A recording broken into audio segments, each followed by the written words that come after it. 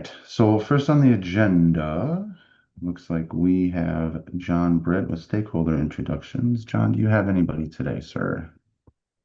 I do not, but I'll share anyway, just so that people can see it and I can share my code. Very good.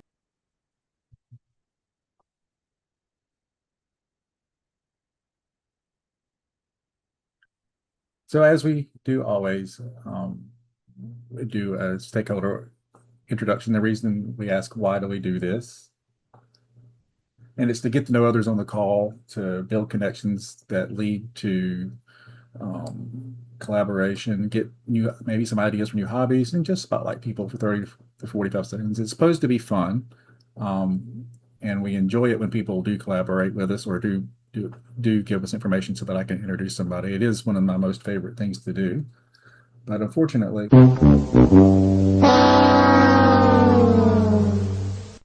introduced today. However, there is a QR code right there. If you have not been introduced, or if you have been introduced and something's changed, you've gotten a new job or you've moved to a um, new employer, feel free to do that again. We'll reintroduce you. Or if it's been a long time and you gave us pictures of your kids and they've grown up, submit some new ones. I would love to do that as well. I'll put the link in chat as always as well too. But you can do it from your phone. It takes less than 10 minutes. It takes less than 5 minutes, really. And we would love to introduce you at the next meeting. So that's all I have. All right, thank you, John. And real quick, that reminded me, I forgot to mention, if you have joined us today via your phone, you will not have access to the Q&A function. So if you want to participate more in that regard, you'll have to join via the Zoom app or desktop. Just a quick reminder there. And then next up, we have Josh Nation with a 352 update. Josh. Thank you very much, Casey. Very quick update. Really just wanted to pop on and let everyone know that we are working heatedly internally to make sure that we get this timeline to you publicly available. We should have it right now. The expectation is by the next V3 call. So I just wanted to let you know, everyone, that it is progressing. And again, next call, we should have something for you to display.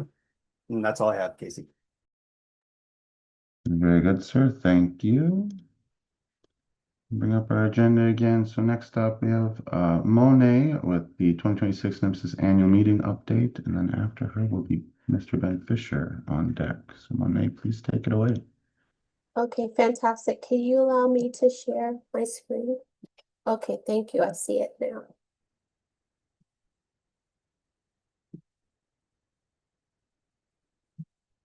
All right. Greetings, everyone. I hope you're all doing well. I would just like to send a reminder that the meeting registration is currently open, and we would love to have you there. I mean, after all, how could we ever host the NEMSIS 25th anniversary meeting without you? So please take a little time to review the information that's currently on the landing page. We have the agenda, which we're currently working through so that we can make this one of the most interactive meetings that you have yet experienced. We're also taking the opportunity to have this early bird rate available until July 31st. So I am encouraging you to please go ahead and get your registration taken care of. The meeting again is October the 6th through the 9th at the beautiful Black Rock Mountain Resort.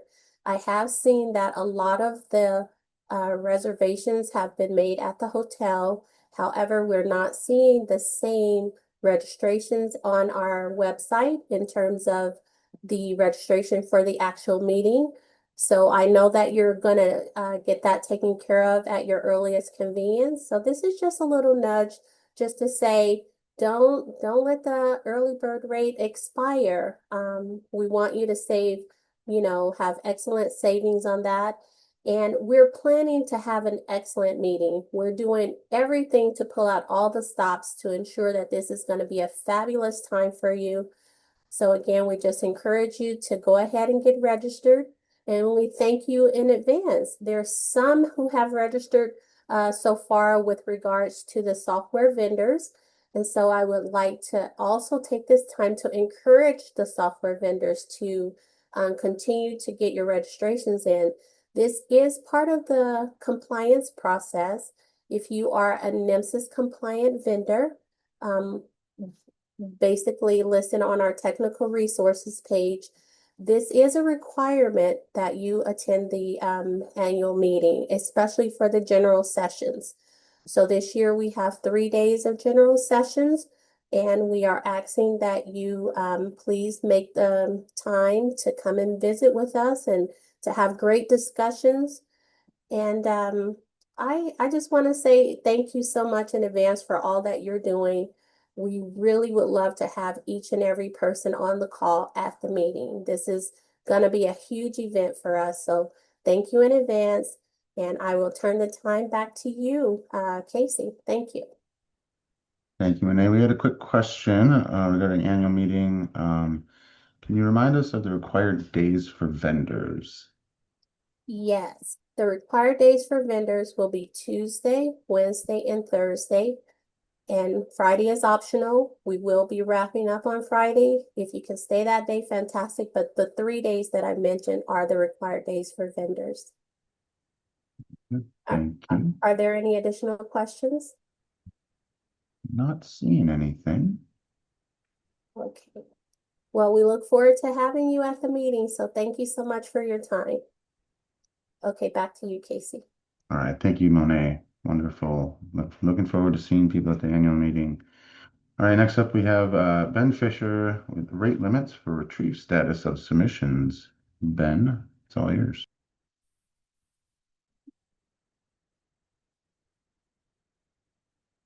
Can you hear me? Okay.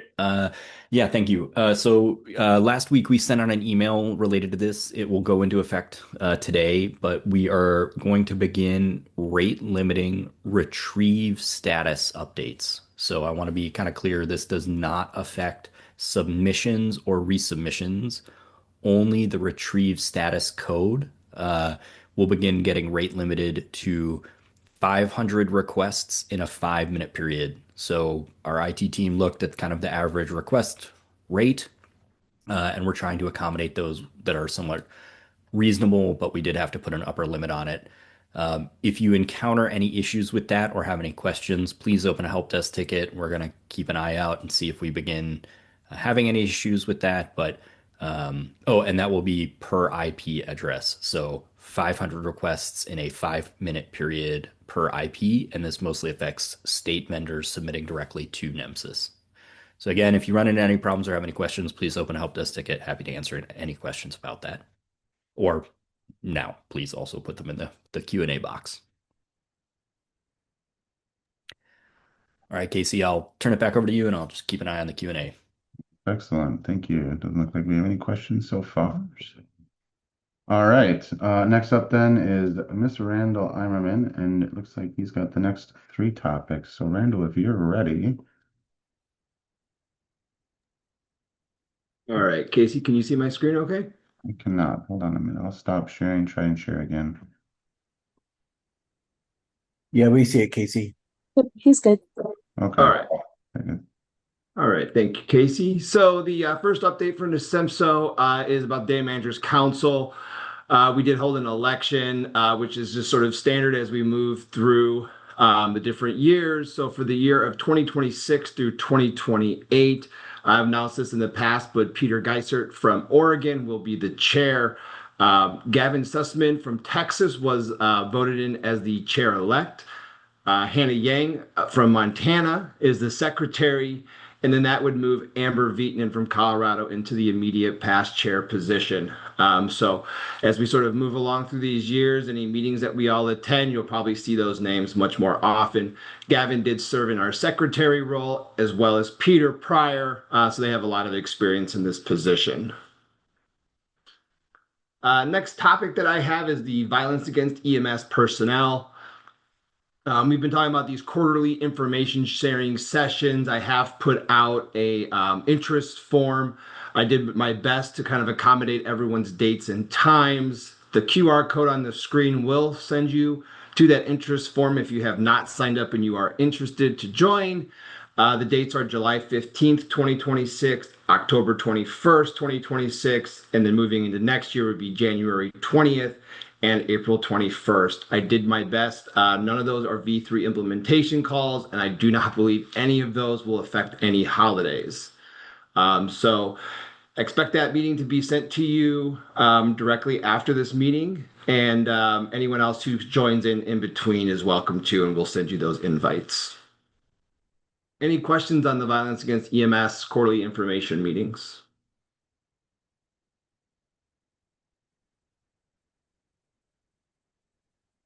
All right, next update here is on the National Custom Elements.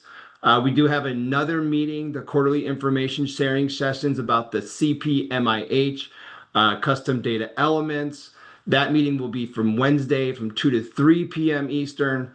Those dates, once again, are just August 19th, 2026, November 18th, 2026, and then into next year, February 17th of 2027, and May 19th of 2027.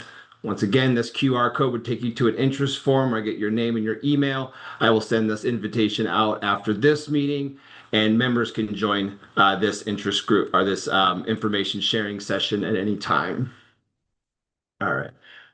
My next update on the National Custom Elements is actually another informational, just another informational document. This one here is on the National EMS ID.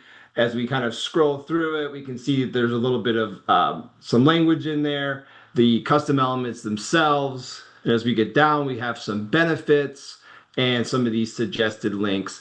This is another great document that was helped put together with the EMS Compact and the National Registry for the NREMT. So we'll be getting this loaded up on the website here very soon in the very similar places under the National Custom Element Library. And once that's posted, we'll let everyone know. And we'll continue to see if we can get these informational documents out on the other custom elements we create. Any questions about National Custom Elements or the quarterly information sharing sessions?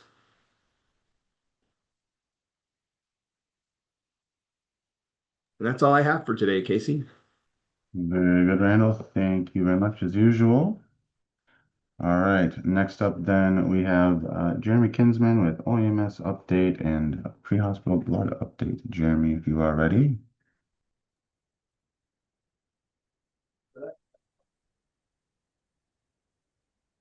Hey everybody, can you hear me okay? Great. Yeah, just some brief updates today. I think we've mentioned several times now that we have a partnership with the Uniformed Services University's National Institute for Defense Health Cooperation. We're working with them on a number of projects, one of which is to establish 25 pre-hospital blood demonstration sites over the next, I think, 3 to 5 years.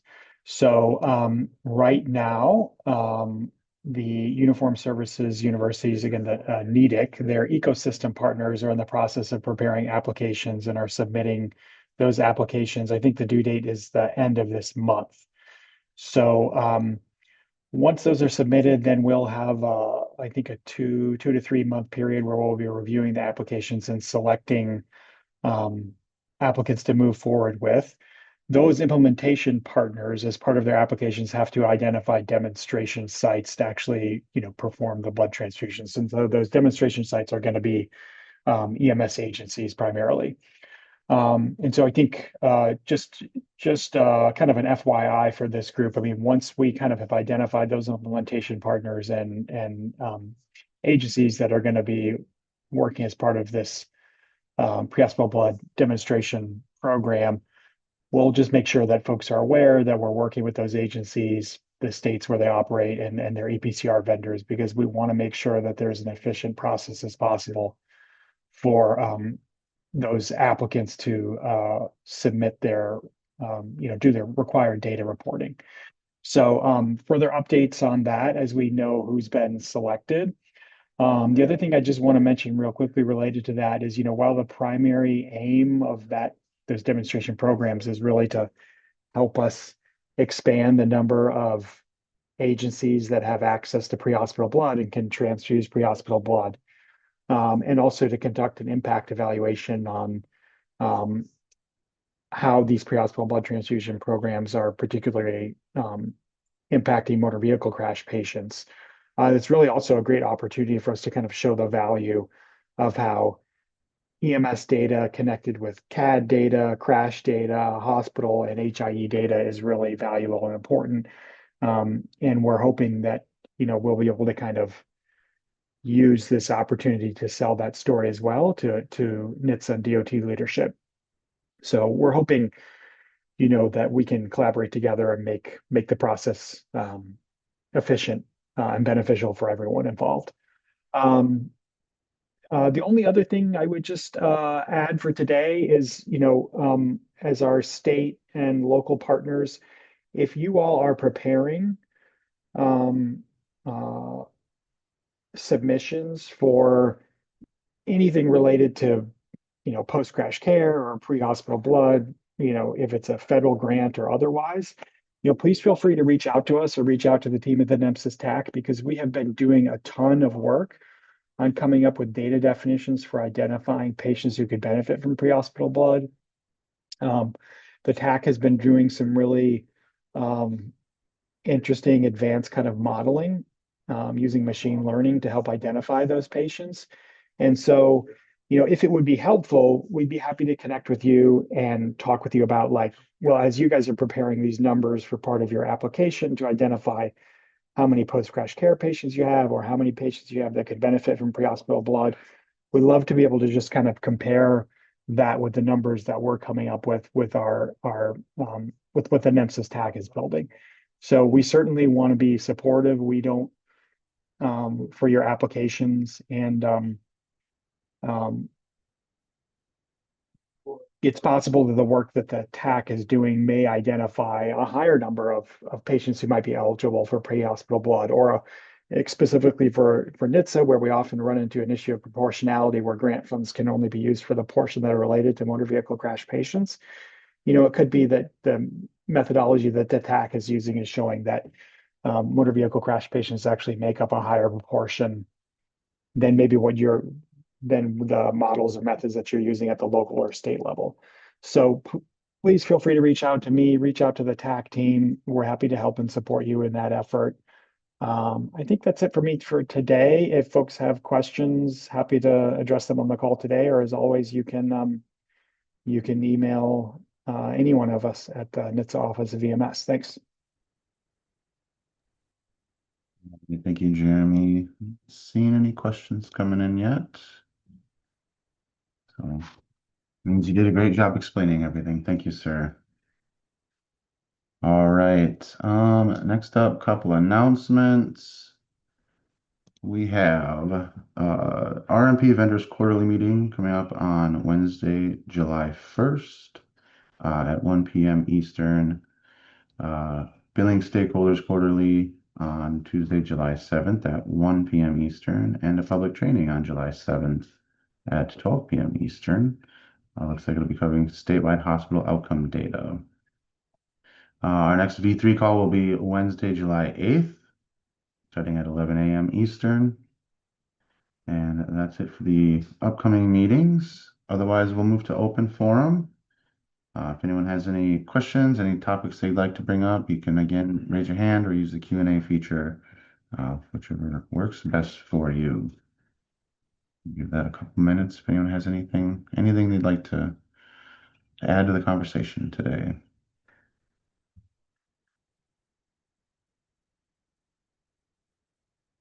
All right. Not seeing anything coming in. All right, well, we'll move along then. Again, if you have something that comes up, please raise your hand. We'll make sure to address that yet today. Move along to our vendor breakouts. Just remember, you can find the NEMSIS TAC on most of the socials, Facebook, LinkedIn, YouTube, and others. Do search NEMSIS TAC, TAC. If you just search NEMSIS, you'll get some weird things, Nemesis, and it's not going to be what you're looking for. Other than that, thank you for your time today, and we will move on to the vendor breakout rooms. Please do attend only your assigned breakout room if you are a vendor. If Please keep the discussions cordial. Bring up any concerns and issues, of course, and we shall move on, Chris, if we're ready for breakout rooms.